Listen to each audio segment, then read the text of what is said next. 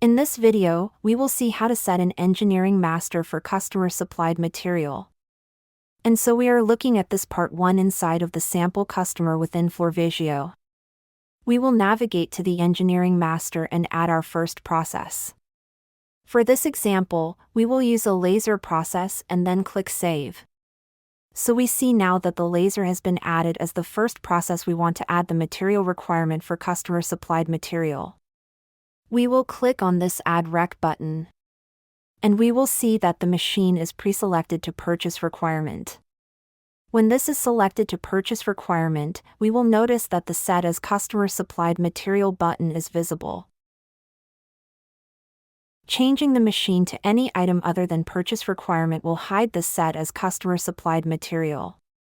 I will change this back to a purchase requirement. We'll see that Set as Customer Supplied Material is now visible. Clicking this button, we will get a notification telling us that the material requirements have been pre-filled with customer-supplied material. We will need to adjust the quantity needed, the price, set up quantity required, add text of the description so that it's more specific as to what the customer is supplying, adjust any of the miscellaneous settings on the requirement, and then finally click the Save button.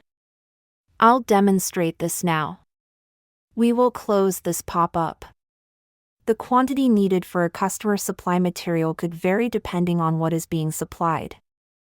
The price is usually zero because your purchasing department will order this from your customer at a zero-cost basis, and that way the customer will get a PO telling them to supply whatever you type here at a price of zero.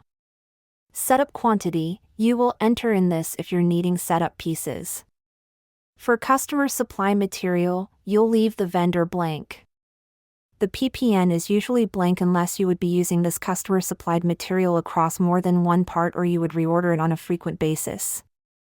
The lead time is already set.